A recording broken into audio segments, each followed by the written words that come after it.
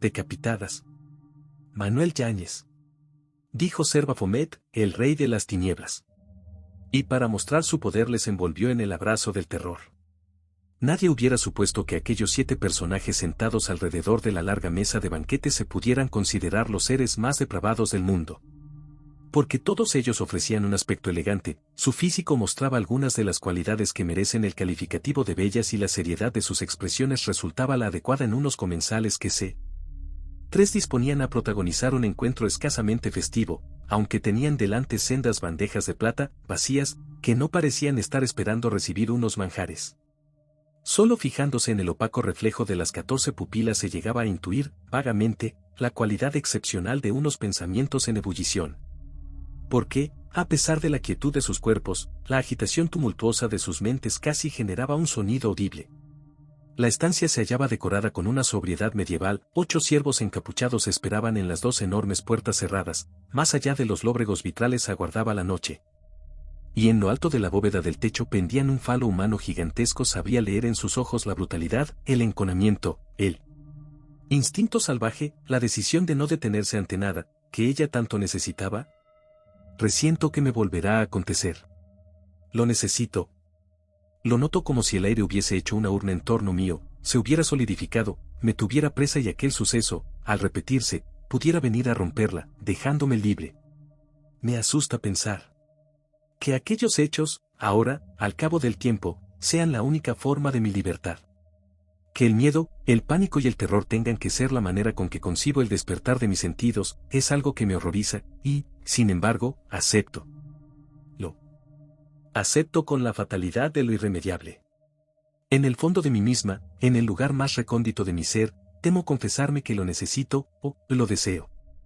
He dicho, deseo, y, esta confesión, me ha aterrorizado durante años y he luchado, con todas mis fuerzas, para no atreverme a hacerla. Sabía que, en el mismo instante que pronunciase esta palabra, la lucidez, me cegaría y que, esta misma lucidez solo puede conducirme a mi propia destrucción. Pero lo acepto. Tengo, necesariamente que aceptarlo, y lo hago sin sumisión. He vivido muchos años, ¿cuántos? Más allá del horror, instalada en una vida y un tiempo muertos. Ahora regreso, camino hacia el encuentro con los fantasmas que han poblado, en la oscuridad, apagados y tensos, la historia de estos años. Siempre he creído que Pablo, con su fortaleza y su ternura, me libraría de volver hasta un destino al que estoy condenada. ¿O ha sido posible? Comprender no es compartir, sino, acaso, mitigar. Y Pablo ha sido, para mí, la comprensión. Yo necesitaba más. Mucho más, y lo otro, lo que necesitaba y, ahora, cuando me he atrevido a confesármelo, es cuando lo he descubierto en toda su terrible agonía. Pablo no ha podido dármelo. Si el dolor verdaderamente purificara, este espantoso dolor que ahora siento bastaría para elevarme ante sus ojos, suceda lo que suceda, acontezca lo que tiene que acontecer. Pero el dolor no purifica. A veces, y acaso en esta situación, lo que puede hacer es encanallarnos, puede la necesidad ser una vileza, aunque la vileza se convierta en una necesidad más fuerte que nosotros mismos. No puedo seguir, no debo, con estas ideas. Es cómodo derivar hacia un problema moral lo que se encuentra en otro orden de cosas. Cualquier acto, por réprobo que fuese, puede tener su juicio, su condena. Y su castigo, por tanto, su expiación. Pero yo no puedo expiar aquello por lo que no me siento culpable. Noto que, desde ese ignoto espacio donde debe nacer el instinto de supervivencia, es desde donde recibo el oscuro mandato, el deseo, la necesidad de que todo aquello vuelva a ocurrir. Mi derecho a seguir viva, a conjugar la naturaleza en torno mío, a resucitar, después de tantos años de muerte inconfesada, el deseo en mi carne es una llamada a la que no puedo negarme. Y este deseo acuciante solo lo he sentido, en toda su plenitud, unido al horror y al pánico. No sé, no sabría, no quiero saberlo si es el horror quien despierta mi deseo, o, por el contrario, es que el deseo es horror en sí mismo. Uno y otro fueron unidos, tan unidos. En aquella ocasión, la única que me ha cabido conocer, que nunca he podido responderme. Son en mi dolor, en mi angustia y en mi terror una misma cosa. Así nacieron, así los he negado durante este tiempo, y así sé que resucitarán. Después me habré liberado para siempre. La paz, la serenidad, el perfecto orden y el equilibrio me serán devueltos por Pablo. Volveré a recuperarlo, y, sin fronteras, seremos lo que siempre hemos deseado ser, una pareja unida, un solo cuerpo, el sueño de todos los que deciden vivir juntos. La imagen de aquellos sucesos ha estado, fragmentados, siempre presentes en mí. Los esfuerzos que he hecho por olvidarlos han logrado romper el orden cronológico en que sucedieron. Lo que nunca he podido evitar es que desaparecieran totalmente. A veces, como en esas películas de celuloide rancio, la cinta se rompe, cambia de ritmo y las figuras se entremezclan una con otra, deshaciéndose. El sonido crecía y todo terminaba ahogándose en un cuadro en blanco y negro que pasaba a grandes velocidades, poblando la pantalla de rayas grises. El sobresalto que me producían estas apariciones se deshacía a la misma velocidad, dejándome una sensación de laxitud, la misma sensación que puede sentir un deportista después de un gran esfuerzo. Este estado me dejaba imposibilitada para hacer ningún movimiento, una especie de sopor se apoderaba de mi cuerpo.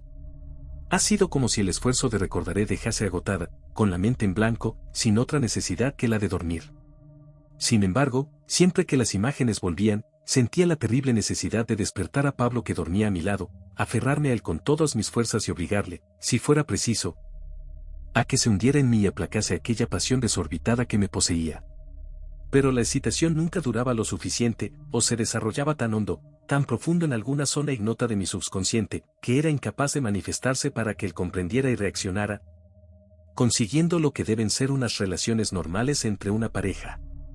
En algunas ocasiones, cuando estas cosas sucedían mientras Pablo estaba leyendo, acostado a mi lado, y, por mis movimientos, o, acaso, por alguna palabra consciente que pudiera habérseme escapado, él, adivinando lo que siempre ha deseado, se ha vuelto hacia mí, me ha cogido entre sus brazos y besándome ardientemente, ha creído, presa de una gran alegría, que había llegado el momento que ambos hemos esperado durante 3 años. Pero el espejismo ha durado apenas unos instantes. O se ha encontrado con un cuerpo rígido, agarrotado, incapaz de abrirse a sus deseos, o unos músculos flácidos, inconscientes, ajenos a cualquier sensación o movimiento. La vida parecía huir de mí, mi cuerpo, o era el de una muerta, o el de una muñeca de goma. Al principio de nuestras relaciones, Pablo, en más de una ocasión, gozó de este cuerpo de muñeca, soñando, acaso, que era una forma, en cierto sentido natural, de manifestarme. Solo cuando saciado miraba mis ojos, comprendía que había estado poseyendo a un fantasma. Esta clase de relaciones esporádicas, tan solo duraron un par de meses. Cuando él, más que comprender, intuyó lo que estaba sucediendo, no volvió a intentarlo. Sé el daño que he podido ocasionarle, el daño que le he causado. Conozco sus noches en vela, huyendo de mi lado, paseando desvelado, inquieto, por los pasillos, buscando en una copa y otra, calmar el dolor que le destrozaba, para terminar, indefectiblemente, o durmiendo en el diván o bajo el agua fría de la ducha. Sí, sé el daño que, ojalá, no sea irreparable, le he estado ocasionando, porque Pablo no ha querido pensar, de esto sí estoy segura, que yo, únicamente yo, soy la culpable de esta extraña situación. De haber aceptado esta idea, se hubiera sentido libre, liberado, capaz de romper o aceptar estas cosas. Pero, no. Piensa que es él, el hombre, el macho quien no posee la fuerza suficiente, el suficiente masculino tirón, para hacerme despertar el deseo. Noto cómo, día a día, hora a hora, se derrumba y se hunde. La tensión que le dominaba en los primeros tiempos se ha ido transformando en un abatimiento, una de derrota, una, para mí, desconocida forma de la claudicación ante lo que considera una fatalidad. Se cree vencido por su propia naturaleza, y la única reacción que le ha provocado es una mirada vacilante y dudosa, incapaz de fijarse en mis ojos y algo que, algunas noches, tiene la forma de un llanto contenido, que, a veces, se le escapa en sordos y tristes lamentos, que, desde el último reducto de hombría que se admite, oculta con más vergüenza que dolor. He querido hablar con Pablo de estas cosas, y se ha negado. Creo que, si hubiese aceptado el diálogo, hubiese podido sanarle, hacerle comprender que él no es responsable. Pero la primera vez que lo intenté, con profunda sorpresa por mi parte, me confesó que, antes que decidiéramos vivir juntos, no había conocido ningún tipo de relaciones sexuales. Después, se negó a seguir hablando y no quiso escuchar mis débiles protestas de culpabilidad ya que creyó que estaban provocadas por un sentimiento caritativo que, para él, era más humillante todavía. Pensé decirle que, para cualquier mujer, era un hombre atractivo, incluso que admiraba sus robustos bíceps, sus anchas espaldas, sus musculosas piernas y su rostro de nobles ojos, que yo, siempre que le contemplaba semidesnudo, me sentía orgullosa de él, que había estado espiándole, en más de una ocasión, mientras se duchaba, y el profundo dolor que sentía al saber que aquel cuerpo, por el que sentía una gran necesidad de posesión, se volvía de hielo, se esfumaba en el instante mismo que rozaba mi piel. Si me hubiese dejado, le hubiera hablado de aquello, de aquel horror en el que estuve presa y que, únicamente, sus dispersas y deslavazadas imágenes inhibían, una vez y otra, la plena realización que yo deseaba. Más incluso que él, que se realizara. Tengo que salvarle, devolverle la seguridad en sí mismo, restituirle su fuerza de hombre, devolverle su plenitud, a una costa de volver a vivir, otra vez, el horror de la violencia, el pánico y la angustia de aquella terrible situación. Leo insistentemente la página de sucesos de los diarios, compró todo tipo de revistas especializadas en crímenes, raptos, atracos y violaciones.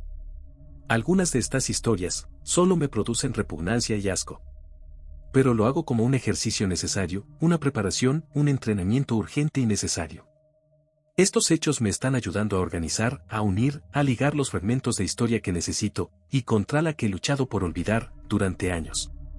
Observo que los cronistas, los transcriptores de muchas de estas historias tienen un lenguaje fosilizado, blando y carente de realidad. Lo que ha sucedido, lo que tuyo que ha acontecido en la realidad y lo que leo, es algo muy distante. ¿Acaso, el mundo de los hechos y el instrumento con que se narran, sean dos cosas diferentes? ¿O, acaso, acontezca que la realidad, al convertirse en relato, al pasar a letra impresa, deja de ser realidad para convertirse en ficción? Lo importante, lo imperecedero de estos acontecimientos, no es nunca lo que se narra, es algo que queda flotando, vaporoso, informe en el espacio de otras realidades.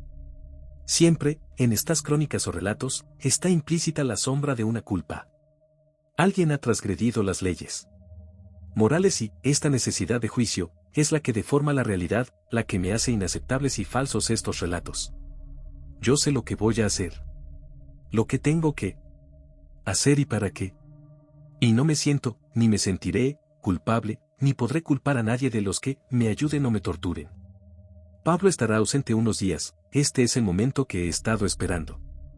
Sé dónde tengo que ir, buscaré un pub de esos cuyo ambiente es equívoco, poca luz, escasa gente, complicidad en la atmósfera. O quizás sea mejor una discoteca económica, las zigzagueantes luces, el ruido desorbitado de la música, la confusión del ambiente, gentes que buscan la excitación y la aventura, aunque ésta puede surgir en cualquier otro lugar. Es preciso que no me equivoque de personas. Sabré leer en su rostro la brutalidad, el enconamiento, el instinto salvaje, la decisión de no detenerse ante nada. ¿Qué necesito? Creo que sí. Lo he leído muchas veces y en muchos rostros. Solo que, entonces, me asustaban, y, ahora, sabré disimular el miedo, seré capaz de fingir ingenuidad, inocencia, candor cuando sea preciso. El vestido que me he puesto, el pelo suelto, atado en un moño, los zapatos bajos, los calcetines tobilleros, los labios sin pintar, todo lo he cuidado para parecer, si ya no es posible una adolescente, sí, al menos, una jovencita. Le he visto llegar en una moto, el rostro cubierto con el casco, un anorak rojo brillante. Ha acelerado varias veces, como mostrando su presencia, antes de aparcar. Tiene toda la jactancia y la estupidez del tipo que juega duro. Ahora, solo me resta ver quiénes son sus amigos, a quienes se une. No podré aguantar mucho tiempo bajo esta música ensordecedora. Además, en cualquier momento, puedo vacilar, puedo perder esta oscura decisión que tanto me ha costado tomar. Se acerca el tipo bajo de la cazadora de cuero. Este individuo tiene todo el aspecto de quien solo tiene en la vida el objeto de imitarle. Se ve que el que manda es el otro. No me será difícil acercarme, hacerme notar, presentarme como una presa fácil. Pero debo esperar a que se una alguien más a ellos. Y dices, pequeña, ¿qué tienes que volver pronto a casa? Sí, estoy sola y mis padres han quedado el llamarme a las 10. Debo esperar su llamada. Yo te llevaré a casa. No, sola contigo, no. Se puede venir el Toski. Y, el otro, no. ¿Quién? El bajito de la cazadora de cuero. Ese hace siempre lo que yo le digo. Debo seguir disimulando, les diré que es preciso entrar sin que nadie nos vea, sin que la portera lo advierta, y que deberán marcharse pronto. Lo haré sin mirarle a los ojos. Creerá que es solo timidez. Oye, tía, si vives aquí con tus padres, ¿dónde duermes tú? Hay una cama mueble en otra habitación. ¿Y el whisky dónde? En aquel mueble en forma de esfera. Toski, barman, sirve a los señores. No, tú no. Se lo he dicho al Toski, y aquí, mando yo, que beban. Que beban hasta que el licor les existe. Me haré la estúpida si el tocadisco suena demasiado fuerte. Sin embargo, debo advertírselo. No sospechen nada. Es la cara, es la misma cara de entonces. Los ojos le brillan, las manos le tiemblan, aprieta los dientes fuertemente. Ya se dirige hacia mí. No te haremos daño, pequeña. Pero tienes que colaborar. Yo soy una niña pequeña. Tengo apenas 10 años. Salgo del colegio y camino hacia casa. Ha anochecido. Tengo que cruzar una zona oscura y veo a los 3 hombres. Se me acercan. Me ofrecen llevarme a dar un paseo. Yo me niego. Quiero gritar y... no puedo. Quiero llorar y no me brotan las lágrimas. ¿Con qué no quieres colaborar? Toski, sujétala por las manos. Tú, negro, por los pies, no, eso no, pincharme, no. Si no hay otro remedio. No voy a estar esperando toda la vida. Me han cogido a la fuerza y me arrastran al coche. Estoy a punto de desmayarme. Han echado los asientos para atrás. Estoy a punto de desmayarme. Parece que me voy a romper, a estallar de miedo, de horror, de pánico. Lo espero. Ahora me romperán el vestido. Me abrirá uno las piernas. El otro me sujetará las manos y me golpeará en la boca. Sentiré el sabor de la sangre, de mi propia sangre. Y gritaré. Gritaré hasta caer desmayada. Ha vuelto todo lo que me ha producido horror y deseo. He sentido el transporte hacia ese mundo intenso y estremecedor. Fue así.